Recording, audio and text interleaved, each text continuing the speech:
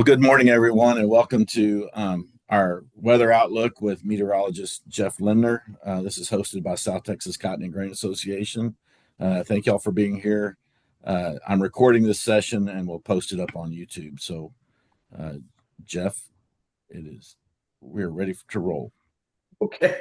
All right. Thanks, everybody. Good morning. It's a nice day here in South Texas. A little cool start, warming up, and then we'll take a look at the winter outlook. Unfortunately, potentially this winter is looking to shape up a lot like last winter, and very similar the pattern to 24 is what we've seen in 25, and we'll talk a little bit about that. So this is the rainfall departures that we've had just here in the past month, and in October, you can see it has turned even drier than what we saw in September, especially down in the coastal plains from southeast Texas to the coastal bend down into South Texas.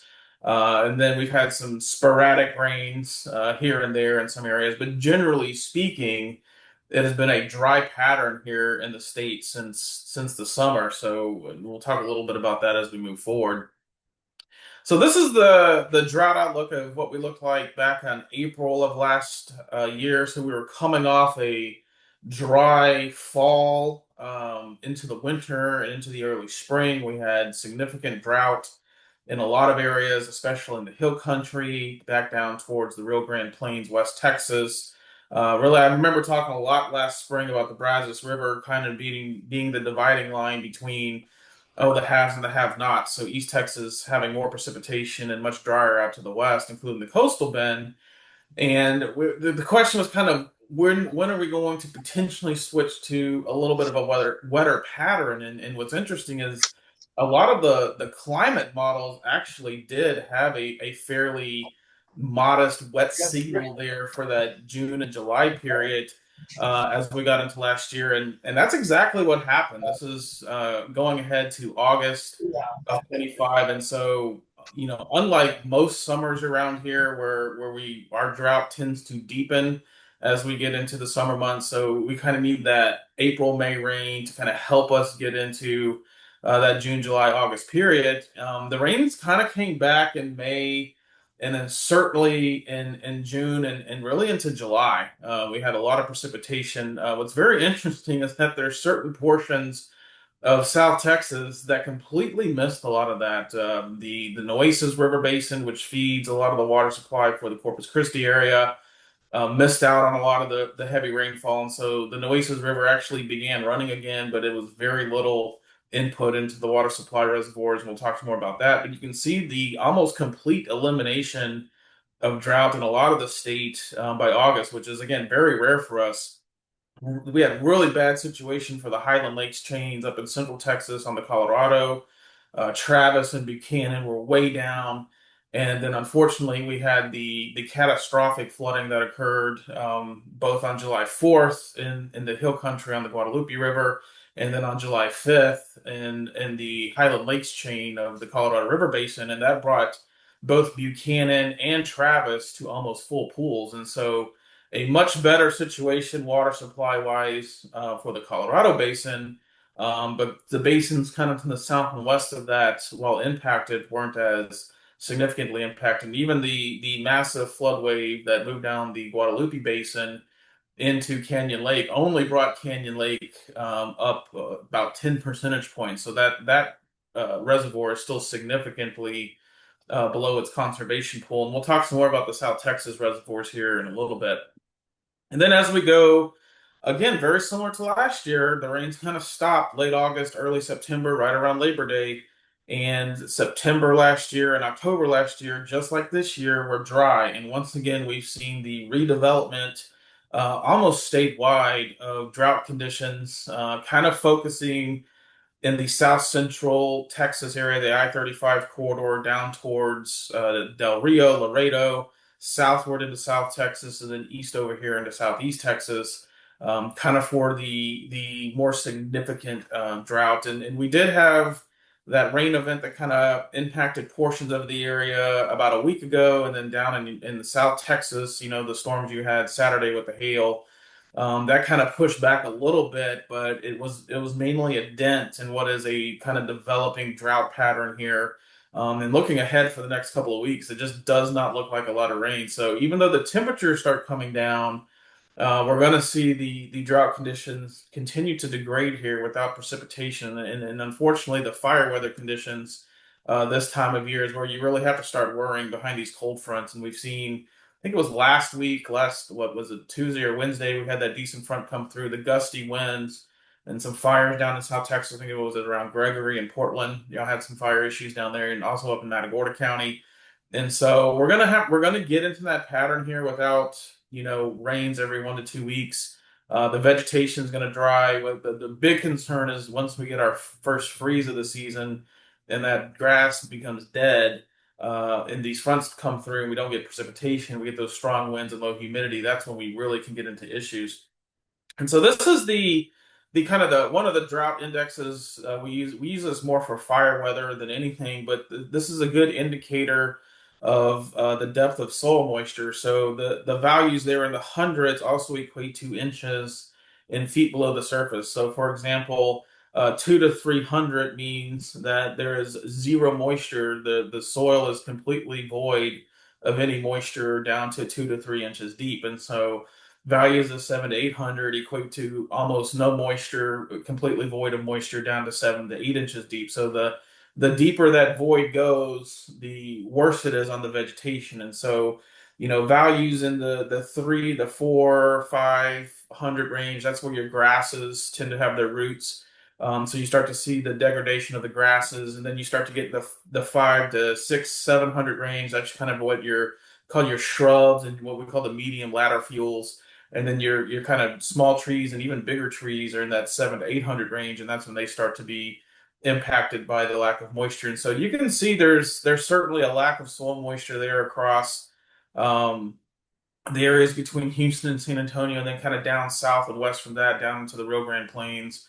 And we're not going to probably see a lot of recovery of this unless we get some of that widespread rainfall. We need a couple of those widespread rainfall events to kind of bring us back a little bit. And right now, that doesn't look very favorable, at least for the first part here of November. And again, like I mentioned, fire weather, we have a lot of burn bans back in place. We're not heading in a good direction with fire weather. You don't really want to be heading into the fall and winter months with these big cold fronts potentially coming, with low humidity and gusty winds and dry fuels. You get a lot of potential fire with grass fires that burn very quickly. And so this is going to unfortunately be something I think we're going to deal with a lot if we don't get some wetting rains at some point. All right, so let's talk about the sea surface configuration, since that plays so much of a role here in the southern plains in Texas on our weather, especially in the winter months. And so this is the Pacific sea surface temperatures last year in April of 25, and you can see we were kind of sort of coming out of the La Nina. We thought maybe we were going to push towards an El Nino or at least neutral conditions. You can see the fading blue here. That's that La Nina below normal temperatures. And it's kind of funny as that La Nina faded, we kind of transitioned into that wetter pattern here in the state, and then we kind of kept that wetter pattern, not so much because of La Nina and El Nino, just because we got into a break here in the southern plains between high pressure to the east and high pressure to the west in the early mid part of our summer, and so that allowed high pressure not to be directly over the top of us, and it allowed frequent showers and thunderstorms. And then, of course, around July 4th, we added that enhanced moisture from Tropical Storm Barry in the southern Gulf of Mexico. So that really helped with the summer rainfall that we had this past summer. And so this is the sea surface temperatures currently. And unfortunately, you can see the difference between April and October, a lot more blue in that area. So we've seen a cooling of the sea surface temperatures and yet again transition back towards a La Nina state and the La Nina condition. We're not quite there yet, but we're very close to officially having a La Nina in place. And like everybody knows, La Nina tends to be dry and mild for Texas and the Southern Plains, and it's almost like once again the switch flipped, around Labor Day, and we've transitioned into that pattern. And looking at the, longer range stuff, this kind of mid-level upper high that sits over northern Mexico, this fall into early winter kind of shoves the cold air off to the east of us. and it also pushes the storm systems well to the north and east of us, so we just don't get a lot of rain. The other thing I'll mention, and we've seen this time and time again, is this warm pool up here off of Japan, south of the Aleutians. This is becoming a fairly common pattern with the La Nina condition here at the equator, this warm pool up here in the North Pacific. You kind of get this dipole, if you will, in the Pacific Basin, so they kind of feed back on each other. And it may be one reason why we keep seeing La Nina, La Nina, La Nina. Um, but what's interesting about these warm pools up here in the North Pacific is they can tend to, if they hang on, and I wouldn't say this is as impressive as we've seen, but it's a decent signal here. If they hang on into the winter, they can help build high pressure here over Alaska and northern Siberia. And that's how we get our Arctic outbreaks down here into the southern plains. And so this is shaping up to potentially be one of those kind of classic La Nina winters where it's probably going to be mild most of the winter. You're probably going to get away with shorts around here for a long time into the winter, but we could be dealing with a week here or a week there where we could get really cold. And so, when exactly that may happen, it's probably more towards the January, February timeframe. But that's kind of the pattern you look for with this type of sea surface setup. The other thing I'll mention is just how warm. You can look at the Atlantic. The Atlantic continues to be extremely warm. Then we'll talk a little bit about how the hurricane season played out here. But look at the Gulf of Mexico with virtually no tropical activity in the Gulf at all this year. The Gulf is extremely warm. And so we do have a big reservoir of warm water sitting just to our south. And if that can get entrained into some stuff here, that could help a little bit with some rainfall production if we get storm systems far in the south. I think the other thing was anytime we get southerly winds coming on, it's going to be a mild overnight. We've seen that this past week where the winds come back around to the south, and the moisture's come back in here very quickly. So these are the various Nino regions and their current temperatures, and so you can see last year's La Nina here very clearly showing up, kind of peaking around that February-March timeframe, which is about when we had our driest conditions here in the Southern Plains. So that matched up fairly well. And then we kind of came out of the La Nina, more so into neutral. I know these graphs look like we almost went warm, but this wasn't across the whole region, the whole Pacific region, and so some areas were much warmer than other areas. So we kind of went to a neutral, and then once again we've started trending back down in late summer, early fall, and we'll see how low we go. We got some models here that show us here it is that just show us kind of creeping just below the La Nina threshold. The good thing is here, this doesn't look like a strong La Nina, but it does look like a La Nina. And when we're already facing onset drought, what I would call flash drought conditions that have come on really quickly, this is not what you want to see here in the southern plains if you want water or you want rainfall as we go into the winter months. Interestingly enough, again, a lot like last year, the guidance kind of shows us coming out of this. So this is over here, January, February, March, April, March, April, May. So by mid to late spring, sea surface temperatures warming and somewhat maybe of a consensus heading towards a neutral to potentially even an El Nino next summer. So when is the big question we're going to face this winter and into next spring is when is the switch going to flip from the dry, dry, dry to us turning potentially back into a wetter pattern as we get into mid to late next spring. And for a lot of y'all, the question is it too late? Last year in some areas it was a little too late, especially a little bit further south around the Corpus area. Could that be the same thing this year? It certainly could. We could be, below normal rainfall February, March, first half of April, and then maybe things start to get wetter as we get into late April and May. That's a possibility. That's kind of what the climate models are starting to show. But again, that goes out, you're talking way past 3 months. So we're only going to look through January now. This is the American precipitation model. And as you can see here, it's following that dry La Nina pattern. So below normal precipitation across most of Texas, with the worst anomalies being focused in East Texas and down in the coastal plains. But generally speaking, below normal everywhere. It doesn't mean it's going to be completely dry. It doesn't mean we won't get some rain. but we're looking at, rainfall deficits over that 3 month period of anywhere from a half up to 2 to 3 inches. So, what's interesting is we kind of peak with our moisture in September, October. Those are some of our wetter months, and then the precipitation starts to fall off, and we don't peak again with higher average precipitation until we get to around May and June. And so we kind of missed out on that September October rainfall that a lot of us could have used. Same thing with the European, although it's not quite as aggressive here with the dryness. It shows a little bit more normal conditions. Just based on what we've seen in September and October, I tend to lean towards the drier solutions. There just doesn't appear to be a lot of change going on. And even looking at the next 2 to 3 weeks, it just doesn't look like a lot of precipitation. This is the Canadian. And again, when you start seeing the same thing in every guidance, you can definitely see a trend here. The question is, how much below normal is it? Is it an inch or two, or are we talking 3 or 4 or 5 inches below normal over a 3 month period? Because those are definitely differences. And then this is the average of that kind of from all the models of the multi-mean here. And again, you see the trend: dry, below normal precipitation, at least through January, probably into February, probably into March. But after that, the precipitation may come back, and I'm a little bit worried it comes back in a big way, and we transition from dry, dry, dry to potentially wet and even flooding. I've seen that happen before in Texas as we get into those late spring months. So from NOAA, they're kind of buying into this. They're not quite as dry in Texas as some of the, especially the northern part of the state, but you can see here the pattern through early 26 is for below normal precipitation, especially in if you drew a line straight across the southern part of the state, that area. All right, as for temperatures, you're going to see the same theme here from the American, very warm with warm anomalies centered in the plains.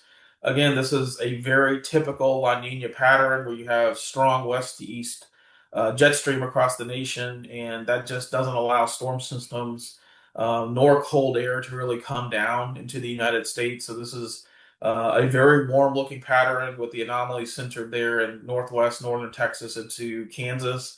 But I mean, it's warm throughout the entire plains, and it's hard to get cold air down in Texas if it's warm in Nebraska and Kansas. And so this just does not look like a good delivery pattern for cold air down here, at least through the December January timeframe. The European is very similar, warm really across the southern United States. It doesn't show as much warm air here in the Central Plains. It also doesn't show any cold anomalies here in Alaska or Northwest Canada. So if you were looking for the potential for any sort of cold air outbreaks or frequent cold air outbreaks, you'd be looking for some below normal temperatures here in Alaska and the Northwest Canada. And you don't see that. You just see temperatures near normal. We're going to get an Arctic outbreak at some point this winter. Getting Arctic air down here, it happens. The question is, does that result in 25 to 30 degrees, which is a kind of a run-of-the-mill freeze for us, or do we get colder than that at some point? And that's the big question of these La Nina winters is occasionally we can build these really cold air masses that dump down and they're here for 2 or 3 days. So if you average everything out, it actually turned out to be a mild winter, but you had a week of really cold air. The Canadian here is a little different. It showed some cold air off to the northeast. I do think this is going to be one of those winters and patterns where we're going to get a lot of glancing blows. So we're going to get fronts through here, kind of like the one we're expecting early next week. We're going to get a front through here. It's a pretty decent front, but the bulk of the cold air is going to head over towards Mississippi, Alabama, Georgia, Florida. We may be down into the upper 20s next week in northern Florida, which for mid-November is a little early. And then we kind of get a glancing blow here where we fall down into the 40s, maybe some 30s. So the heart of the cold air kind of going east of us. And I think we'll probably see a lot of that this winter with the big high upper ridge, mid-level ridge centered here in northern Mexico and the, kind of building up into the southwest. And so I think it's going to spill over here a little bit into west and south Texas. And so it's going to kind of force those cold air masses a little bit east. It's going to force those storm systems a little bit east. So the further east you go, the colder and wetter you're going to potentially be. The further west you go, the drier and warmer you're going to potentially be.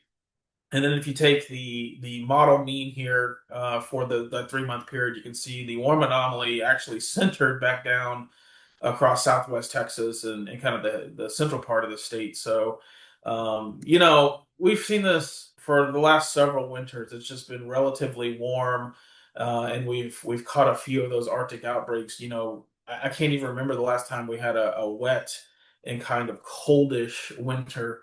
But it's been a while, and so not totally taking off the table here. Even like we saw it last year in January. We got some cold air down here. We got some snow down here for a couple of days, and then that was it. And this pattern could be very similar to that this year. So with all that, obviously this is a pretty straightforward forecast here for drought. Where you have drought, you probably are going to continue with drought at least into January and February. Where you don't have currently drought conditions, they're probably going to develop. Just because we're going to see an overall lack of rainfall, warmer than normal temperatures, increasing dry air masses, which increase the evaporation rates. And so it all points to, drought conditions developing. The question is, how long into next spring does that hang on? And I'm always, we're going to fight two things. I'm always very leery when you get drought's very hard to break. You get high pressure over you. You get that feedback process. I'm always very leery going into the late spring with dry conditions because sometimes that high can build and you just can't break it. But one thing that gives me a little bit of a pause with this particular outlook, a little bit further down the road, is the breakdown of La Nina. If that happens that way, and then a lot of the climate models turning much wetter as we get into that May-June timeframe. So we'll have to see. I mean, we're talking 6 months out here. We'll have to see if that trend continues, and if that does continue, potentially very similar to like what we had this year. So La Nina conditions, below normal rainfall, above normal temperatures, and probably more below normal soil moisture than near average. And one of the things I did want to kind of go over because it's getting to a point now where we're in some of that seriousness here with some of the water supply in South Texas. Again, this is kind of the Nueces River Basin that was largely missed all summer by the rainfall. You had heavy rains to the north in the hill country and those basins. You had heavy rains to the south down in the lower valley, deep South Texas. And in between, and back out to the Rio Grande Plains, this basin was largely missed, and so we continue to have a significant drawdown of the water supply in Choke Canyon. You can see it down almost 38 feet, which is only about 10% of its conservation capacity. And you can see this particular reservoir has not been at capacity. You have to go back to 2007, 2008, and you can see these years here where there's been some increase in the water supply, but the trend here down since the impoundment of this is likely getting very close to a record low level in this area. This is one of the reservoirs that feeds the Corpus Christi water supply. And then we have Lake Corpus Christi, which is a little bit more of a flashy lake. You can see the ups and downs here. It's not as deep. It's not as great of a capacity, so it's up and down a lot quicker. But you can see it's down 17 feet, about 13% full. Heading down towards potentially record low territories here. You can see the drought conditions in 2011, and we're getting very close to those levels. So this is a big issue for that area down there with water supply. We continue to have some concerns here with that. And then I did want to talk about out on the Rio Grande at Falcon. Again, largely missed. I mean, the Rio Grande did have some heavy rains, but it was mainly south of the reservoirs, Amistad and Falcon. And you can see here, this reservoir particularly has been struggling for a while with just a kind of slow draw down here in the reservoirs compared to, I mean, if you look back to the 60s, 70s, 80s, and 90s, you had all kinds of water down here. And it just hasn't been the case here since, after, I don't know, 2015 or so. And we've just seen, and a lot of this is really a lack of tropical activity. We just haven't seen the tropical storms and the hurricanes come into northern Mexico or South Texas in the recent years. And those tend to be the big filler up, if you will, of those reservoirs along the Rio Grande. Actually, 2010 was Hurricane Alex that made landfall in northern Mexico. That's probably that high peak here on Falcon. But since then, it's just you're hit and miss out there on the Rio Grande, and you just haven't been able to get the water. So again, not in a good situation here, down almost 48 feet or so, 15% of capacity. The last thing I did want to talk about with hurricane season kind of wrapping up is kind of how this hurricane season played out. It's a very interesting season. The numbers right now at 13 named storms, so our average is 14. This season kind of looked like it was going to be busier, but it really didn't turn out that way. And we're ending up with a near normal hurricane season based on the average of the last 30 years or so. What's interesting is, what we have to look at, back in the earlier parts like April, May, June, when everybody wants to know what's the forecast looking like. And so this is what the forecast looked like in April of this year. And you can see very dry kind of conditions in the Gulf and the Caribbean. So we weren't actually anticipating a lot of tropical systems developing here in the Gulf and the Caribbean. And then you kind of had this little bit of a wet signal here east of the islands back towards Africa and maybe up around the Bermuda area. So you can kind of just use your imagination and kind of draw your eyes here, and then kind of a dry signal on the U.S. East Coast. And so this was not a big favorable look for tropical activity. I think one of the things that pushed us to higher numbers was just how warm the Atlantic was. I mean, the Atlantic was very, very warm. Um, and what's interesting is that seems to be having some sort of effect on our hurricane season. We saw the same thing last year, and we saw the same thing again this year. The season shut down in the month of August. We had very few storms in the month of August, and even through much of the month of September. You can see we went from August 28th from a tropical storm to September 25th till we got Hurricane Gabrielle. And I mean, that's the peak heart of our hurricane season. And so it's very interesting that for the second year, maybe even the third year now in a row, the Atlantic Basin just completely has shut down in that peak time frame. And the good news for the Gulf of Mexico, especially us here in Texas, is that tends to be when we have most of our storms. And so, we had very little tropical activity. The only system was Barry here. And again, that remnant of Barry kind of wiggled its way up here west of the Rio Grande and interacted with the trough here in West Texas to produce that hill country flooding in around the July 4th time. But you can see all of these storms out here are right kind of where that multi-model mean suggested we were going to have some of that activity this year, forming out here in the mid-Atlantic and then recurving to the north.